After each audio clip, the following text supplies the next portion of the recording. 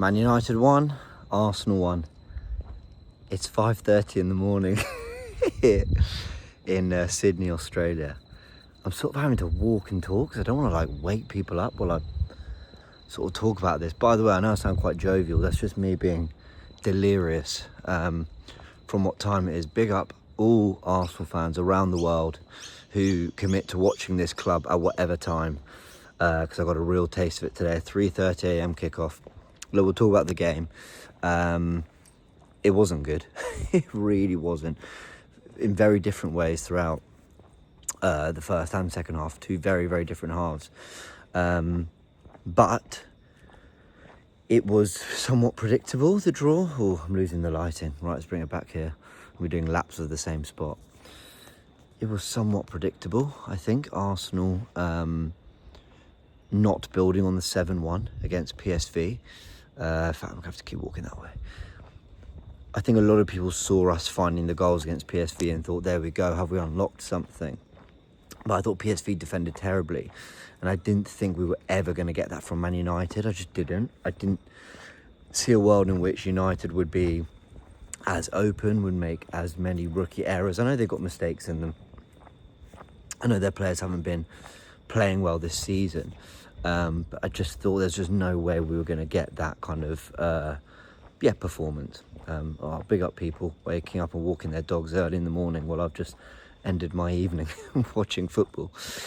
The first half saw Arsenal with a lot of probing, there was a decent tempo to our passing. There were some lovely combinations. I thought we looked really secure in possession, really kind of comfortable on the ball. I thought we played some nice stuff, and there was a moment where I was kind of thinking, wow, we're dominating. We're looking way better than Man United here. And then when you actually kind of stop and you take it all in at half time, or actually just before the Bruno Fernandes goal, you all sort of realise we haven't done anything. We haven't really asked a lot of questions. We haven't really made Onana have to work too hard. And then obviously Bruno Fernandes scores, and there's a lot of debate around this free kick and how far away the wall was, whether it was too far, blah, blah. And, you know, it was only a few weeks ago we were watching the Super Bowl. For anyone who tuned into that in the NFL, you know, they are constantly measuring, you know, movement of position up a pitch, positioning of where a play ends and play starts, and yardage and, you know, coverage of ground. They measure it all the time.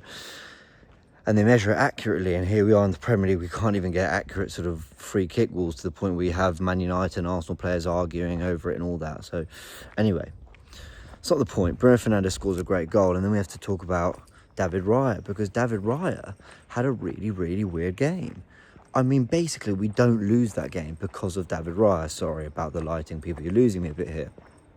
But you could argue we're 1-0 down because the positioning isn't great. I have to say, I did look at his positioning on that goal and think, this doesn't feel very right. This feels very, he felt too far to one side. It didn't feel like Bruno Fernandes had to hit a corner, had to hit a particularly accurate area of the goal. It felt like there was quite a big margin for error in that free kick. And so by just simply getting it on target and over the wall, he got his goal. And I feel like David Raya did kind of present that to him a little bit. What we had in the second half was Raya putting out some unbelievable saves from Bruno Fernandes himself, and a few others as well. And I think one big takeaway for me is that you pay for quality, right? And we've known this, but you get what you pay for. 3 players had big moments. I've mentioned David Raya there defensively. I mentioned Declan Rice. Forget his goal, we'll talk about that. But it was that big tackle on Højlund after was it Casemiro who Marino lost the ball. I can't remember who won it off him. So David Raya has a big moment, Declan Rice has a big moment, and then across, I think Bruno rolls it into Garnacho, who cuts it across to Højlund, and Gabriel makes a really big block as well. 3 players that we spent money on, that we invested in, you know, cost money to come in, who were significant upgrades from what we had, all had big moments that basically stopped us from losing a game. And at half time, where I was thinking, how are we even behind? You know, because, maybe we weren't asked that many questions of Onana. We certainly looked a lot brighter, a lot more physical, and a lot more at it than Man United. I ended the game thinking, well, a point is probably all we deserve at most. And even that's a bit kind. We had some moments, Martinelli, I thought it looked quite bright when he came on, but yeah, I mean, basically Arsenal have the same problems. I keep saying this. I don't know how many other ways I can find to say it. Like, Arsenal's problems in attack won't simply be fixed by coaching and momentum and confidence. This is a real quality issue. Now, I think if it was Saka, Havertz and Martinelli lining up every week, I think I'd be saying, yeah, to a degree, I could see how confidence and momentum would get them up to a level that's competent enough to win the title, because we've seen those players challenge for a title, but we've never seen Waneri, Marino, and okay, Trossard on the left is one thing, but we've certainly never seen that as a trio ever compete for a title. Nor should we. We're talking about a 17-year-old and a box-to-box midfielder up front.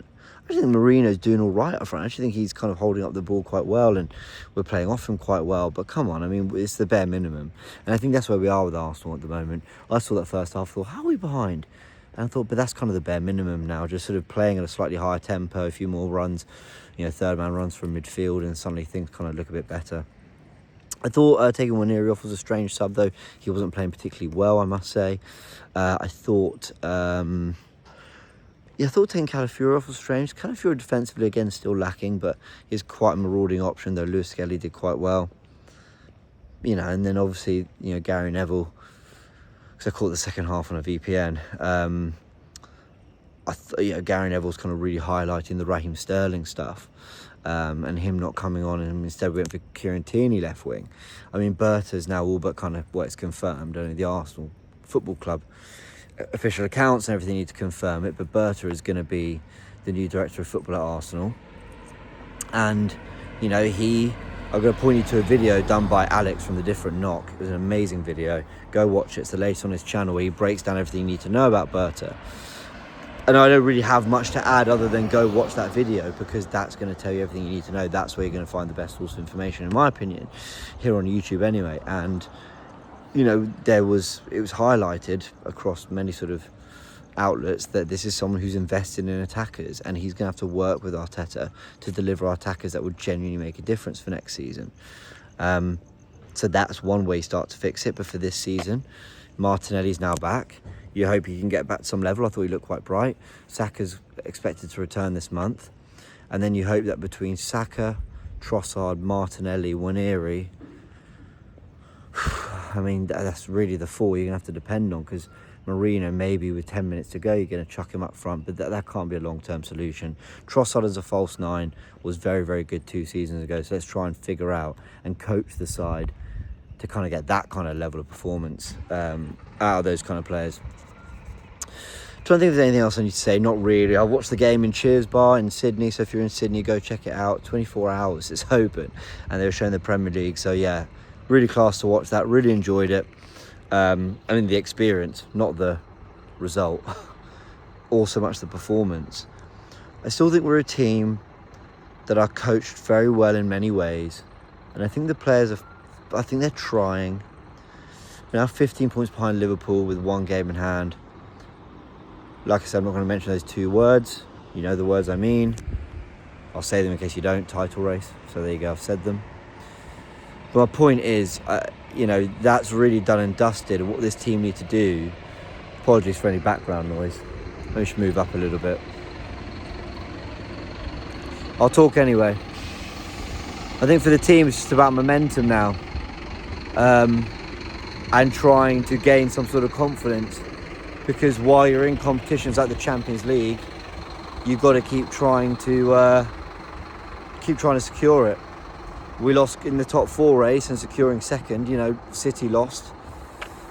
Forest won because they beat City. And Chelsea won. But I still think we'll be okay on that front. I still think we'll look good enough not to worry too much about that. But with the Arsenal team, I suppose you never truly know. But let me know your thoughts in the comment section below. Arsenal looked a little toothless but lively in the first half. Assured of a game plan, but not able to really execute it. And in the second half, they looked really messy. But maybe a bit of chaos isn't a bad thing. Alright everyone, let me know your thoughts in the comment section below. I'll leave it there. Man United won, Arsenal won.